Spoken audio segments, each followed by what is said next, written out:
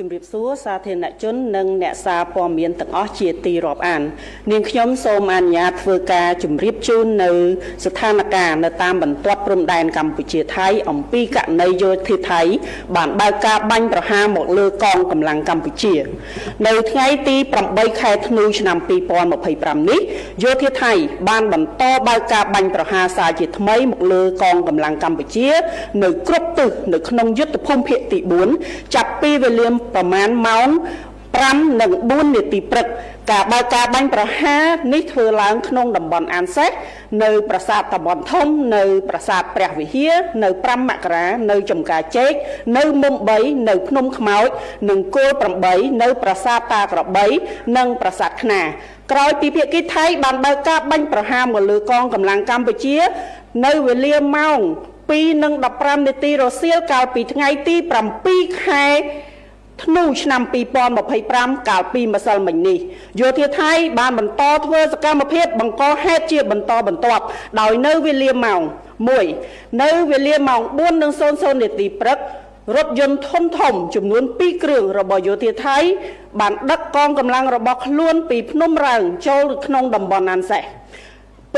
នៅវេលាម៉ោង 5:04 នាទីយោធាថៃបានបាញ់ចេញពីខាងលិចផ្សារអានសេះមកលើកងកម្លាំងកម្ពុជា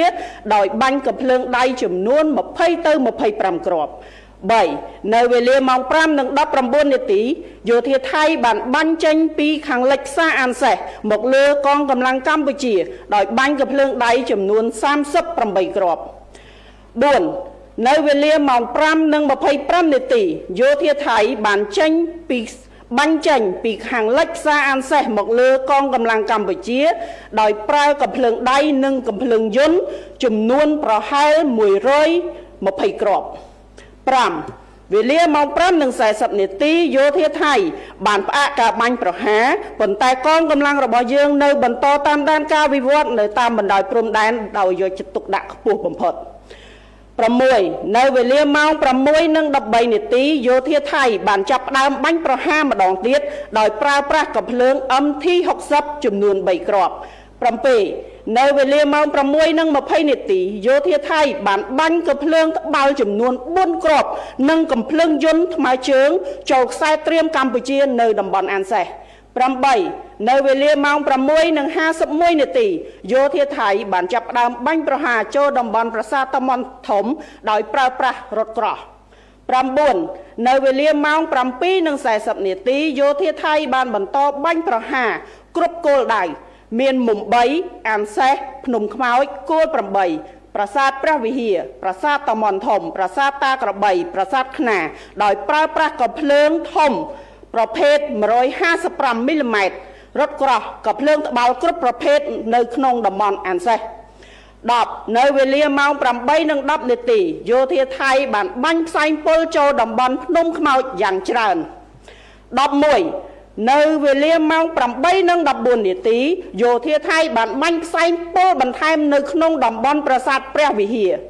12នៅវេលាម៉ោង 8:41 នាទីយោធាថៃបាននៅតែបន្តបាញ់យោធាថៃបានបាញ់ផ្លោងនិងបាញ់បុកយ៉ាងខ្លាំងនៅតំបន់ទីតាំងដំណាក់ស្ដេចចន្លោះថ្មដូននិងប្រាសាទតាម៉ុនបច្ចុប្បន្នយន្តហោះយោធាថៃបានហោះនៅតាមបណ្ដោយព្រំដែនកម្ពុជាថៃ13នៅវេលាម៉ោង 9:05 នាទីយោធាថៃបានវាយប្រហារមកលើកម្លាំងកម្ពុជាដោយប្រើប្រាស់ប្រភេទយន្តហោះចម្បាំង F16 បន្ថែមទៀតនៅក្នុងភូមិសាស្ត្រស្រុកស្រអែមខេត្តព្រះវិហារ14នៅវេលាម៉ោង 9:30 នាទីយោធាថៃនៅតែបន្តវាយប្រហារមកលើកងកម្លាំងកម្ពុជាជាបន្តទៀតនៅតំបន់ប្រាសាទខ្នាអូស្មាច់យោធាថៃបានប្រើប្រាស់ប្រភេទកាភ្លើង 12.7 រួមទាំងរថក្រោះបាញ់បំបុកបន្ថែមទៀត15នៅវេលាម៉ោង 10:00 នាទីយោធាថៃនៅតែបន្តវាយប្រហារមកលើកម្លាំងកម្ពុជាយ៉ាងខ្លាំងដោយប្រើប្រាស់កាភ្លើងត្បាល់កាភ្លើងធំរថក្រោះបាញ់បំបុកពិសេសនៅតំបន់អានសេះនិងប្រាសាទព្រះវិហារក៏ត្រឹមនៅវេលាម៉ោង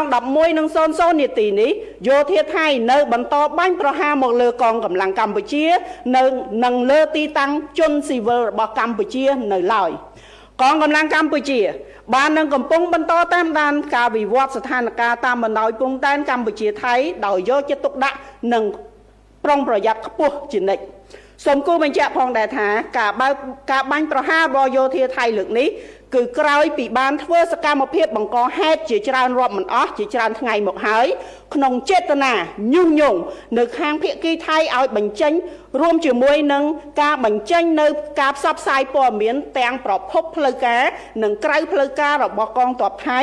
ចោទប្រកាន់មូលបង្កាច់មកលើកម្ពុជាក្នុងចេតនាបំភាន់សាធារណមតិជាតិអន្តរជាតិនិងយកធ្វើជាលេសដើម្បីបង្កហេតុភាពតានតឹងផ្នែកយោធាជាមួយកម្ពុជា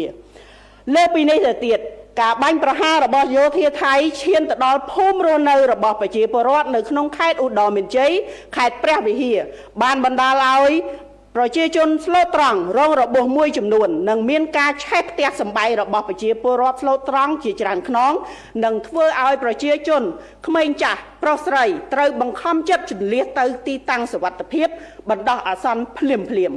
អាជ្ញាធរខេត្តព្រះវិហារខេត្តឧត្តរមានជ័យបានជួយសម្របសម្រួលជួយប្រជាពលរដ្ឋជនភៀសខ្លួននៅតាមតំបន់គ្រោះថ្នាក់មកកាន់តំបន់សុវត្ថិភាពសូមជម្រាបជូនផងដែរថានៅក្នុងហេតុការណ៍ខាងលើកងកម្លាំងកម្ពុជាមិនបានតបតឡើយដោយប្រកាន់ខ្ជាប់នៅបំផុតនៅការគោរពនិងការអនុវត្តបទឈប់បាញ់និងសេចក្តីថ្លែងការណ៍រួមស្តីពីកិច្ចព្រមព្រៀងសន្តិភាពរវាងកម្ពុជាថៃរួមទាំងគោលការណ៍ឯកភាពគ្នារវាងកម្ពុជានិងថៃដោយឈរលើមូលដ្ឋាននៃការដោះស្រាយរាល់បញ្ហាដោយសន្តិវិធីត្រឹមត្រូវនិងស្របតាមច្បាប់អន្តរជាតិក្រសួងការពារជាតិនៃព្រះរាជាណាចក្រកម្ពុជាសូមថ្កោលទោសយ៉ាងដាច់អហង្ការចំពោះទង្វើអមនុស្សធម៌ដ៏សាហាវឃោរឃៅនេះបង្ហាញឲ្យឃើញយ៉ាងច្បាស់ថាភាគីថៃបានរំលោភបំពានលើបទជបាញ់និងសេចក្តីថ្លែងការណ៍រួមស្តីពីកិច្ចព្រមព្រៀងសន្តិភាពរវាងកម្ពុជាថៃដែលភាគីទាំងពីរបានចុះហត្ថលេខាកាលពីថ្ងៃទី26ខែតុលាឆ្នាំ2025ដែលការចុះហត្ថលេខានេះដោយនាយករដ្ឋមន្ត្រីនៃប្រទេសកម្ពុជានិងថៃក្រោមសាក្សីរបស់អាដាមដូណាល់ត្រាំប្រធានាធិបតីសហរដ្ឋអាមេរិកនិងអាដាមអាន់វ៉ាអ៊ីប្រាហ៊ីម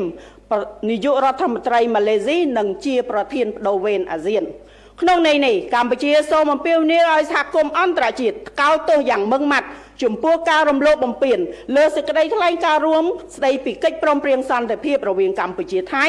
និងសកម្មភាពខុសច្បាប់របស់ថៃម្ដងហើយម្ដងទៀតដោយទាមទារឲ្យថៃទទួលខុសត្រូវទាំងស្រុងចំពោះអំពើរំលោភបំពានដ៏កម្រៅនេះកម្ពុជាអំពាវនាវឲ្យភាគីថៃបញ្ឈប់រាល់អំពើអរិភាពជាបន្ទាន់ដែលគំរាមកំហែងដល់សន្តិភាពស្ថិរភាពនៅក្នុងតំបន់ទន្ទឹមនឹងនេះកម្ពុជាអំពាវនាវឲ្យភាគីថៃងាកមកគោរពកិច្ចព្រមព្រៀងឈប់បាញ់សេចក្តីថ្លែងការណ៍រួមស្តីពីកិច្ចព្រមព្រៀងសន្តិភាពនិងកាតព្វកិច្ចទាំងឡាយដែលស្ថិតនៅក្រោមច្បាប់អន្តរជាតិឲ្យបានម៉ឺងម៉ាត់ស្មោះត្រង់និងដោយឆន្ទៈសុឆន្ទៈពិតប្រាកដកម្ពុជាបដិញ្ញាចិត្តយ៉ាងរឹងមាំ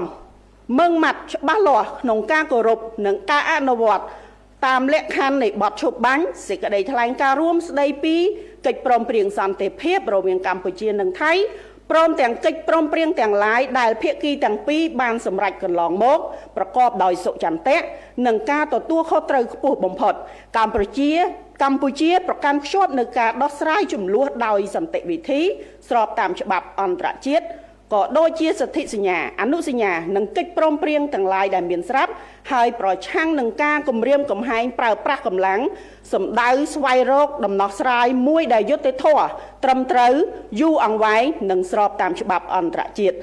អាស្រ័យដូចបានជម្រាបជូនខាងលើសូមសាធារណជននិងអ្នកសារព័ត៌មានជាតិនិងអន្តរជាតិជ្រាបជាព័ត៌មានសូមអរគុណនាងខ្ញុំនឹងធ្វើបច្ចុប្បន្នភាពបន្ថែមទៀតអំពីស្ថានភាពព្រំដែនកម្ពុជាថៃនៅពេលក្រោយសូមអរគុណ